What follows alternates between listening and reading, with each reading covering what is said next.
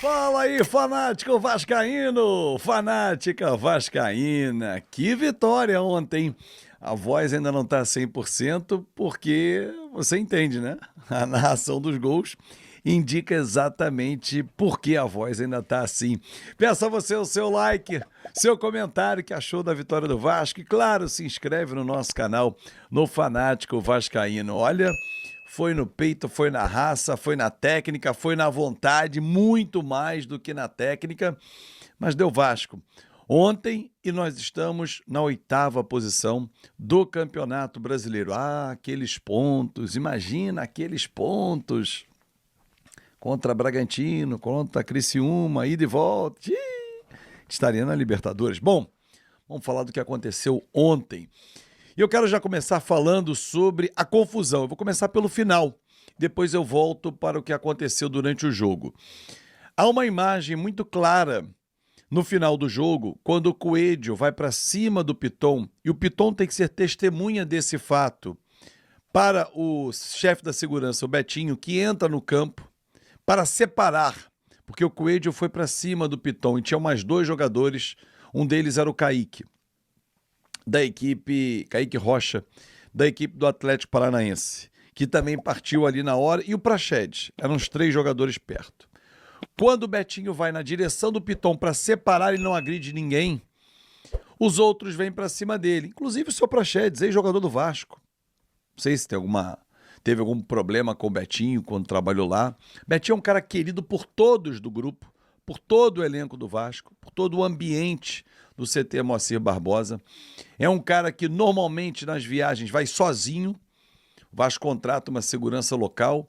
Contra o Criciúma, 2 domingos, tomou cusparada na cara para levar o Felipe, que teve que passar no meio da torcida do Criciúma. A imagem foi, inclusive, postada pelo Lineker, do canal do Mário Coelho, e não reagiu.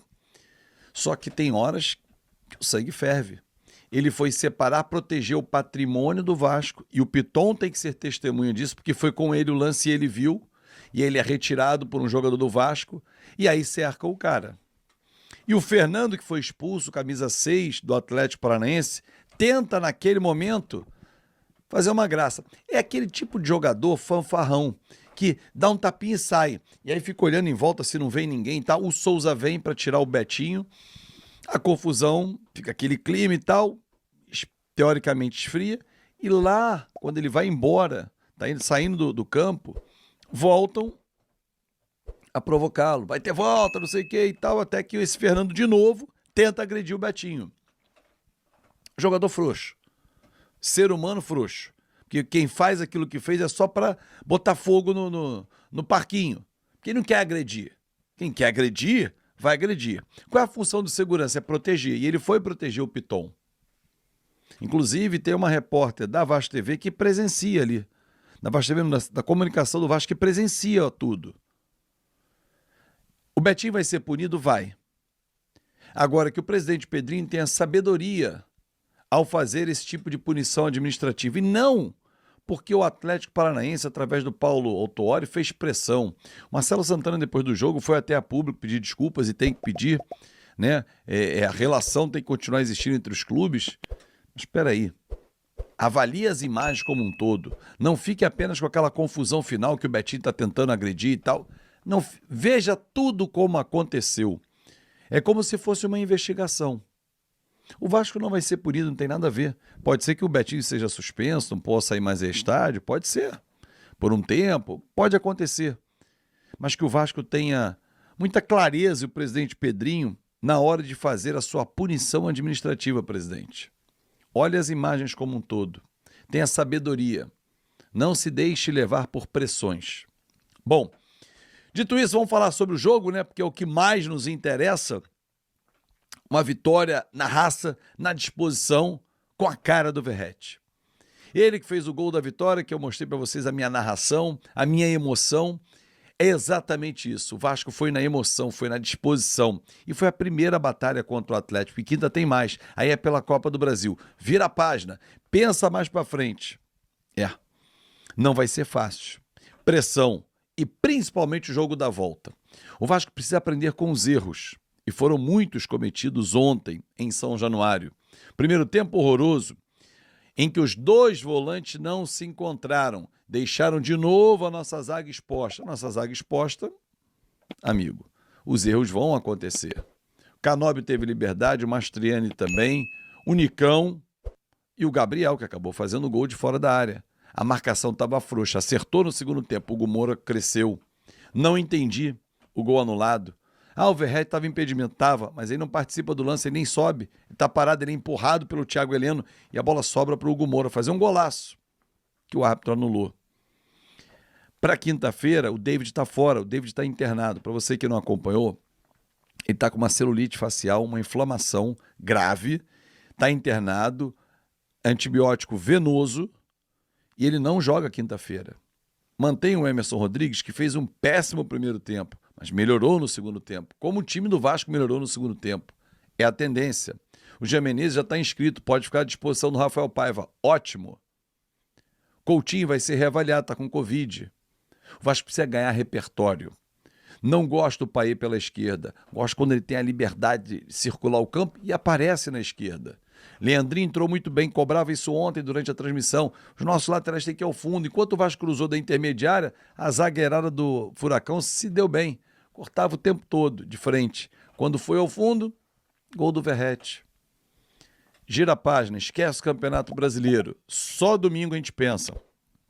Ou a partir de sexta, que o adversário é o Vitória. Mas já tem que começar a preparação hoje para a Copa do Brasil. E precisa fazer uma grande diferença. O que é uma grande diferença? 2 gols pelo menos, 2 para cima. Não vai ser fácil. Eles vão provocar, vão tentar amarrar o jogo, porque sabem que lá a pressão é gigante. O Vasco não pode cair na pilha. Paulo Henrique está fora também terça-feira, quinta-feira, está suspenso. Puma deve ser o substituto e a tendência é o time Léo Jardim, Puma, Maicon, João Vitor e Piton, Hugo, Cocão, Payet, Adson, Verratti e Emerson. Não vejo como mudar o time. Adson saiu ontem com uma dor na canela, não sei se é uma canelite que ele tem, mas enfim, uma inflamação, uma dor, mas mais para preservá-lo. Rayan entrou bem no segundo tempo, entrou com mais disposição. O Vasco aos poucos, está tentando encontrar suas soluções. Mas o importante, torcedor, é que vencemos ontem. Não importa, jogou bem, vencemos. Mais 3 pontos, 31. Vai pegar o Vitória fora de casa. Tem que vencer o Vitória também. Não é fácil jogar lá, mas tem que vencer o Vitória. E olhar daqui a pouco para cima, mas consolidar-se dentro do grupo de classificação para a Sul-Americana. Voltar a uma competição internacional. Só que a janela ainda está aberta. E eu espero que a diretoria faça contratações boas ainda. Luan Pérez, a informação que eu tenho é que não vem para o Vasco. O que parece ser algo mais sensato. Se ele jogou realmente só 56 minutos nos últimos 365 dias, porque ele vem de uma cirurgia grave de joelho, não faz sentido o Vasco trazer um jogador que não vai poder contar imediatamente com ele. Parece que o Santos está acertando. Boa volta ao Santos, mas o Vasco precisa de um cara para ontem. Um grande abraço e até mais. Que vitória espetacular do Vasco de virada, né? Como de costume, dentro de São Januário. O Vasco saiu perdendo para o Atlético Paranaense pelo Campeonato Brasileiro, mas buscou a virada no segundo tempo, né? O Vasco no primeiro tempo estava irreconhecível, né? Jogando péssimo, um futebol muito mal apresentado. Mas na segunda etapa a equipe voltou com muita disposição, né? Chegou a virar com o gol do Hugo Moura, mas o juiz deu impedimento. Como disse o amigo Fábio Azevedo aí, né? O Verratti não participou da jogada, né? Ele nem subiu para cabecear nem nada e eu também concordo com a visão dele. Não estava em impedimento, né? Porque o jogador não participou do lance. Mas o Vasco ali no finalzinho conseguiu o gol da virada, né? Saindo do próprio Verratti. E o Vasco ultrapassa o Atlético Paranaense e o Atlético Mineiro na classificação, né? Como eu falei ontem, no pré-jogo, o Vasco poderia ultrapassar 2 equipes na competição, né? O Rafael Paiva já começa a falar em Libertadores. Sei que tá muito cedo ainda, porque tá muito distante ainda os clubes ali do G6, mas o Vasco vai comendo pelas beiradas, né? Vai chegando devagarzinho e quem sabe aí possa pintar uma Libertadores para o Vasco, né? Seria muito interessante o Vasco voltar a disputar essa competição. Então, torcedor, se inscreve no canal se ainda não é inscrito, ativa as notificações e deixa aquele like aí.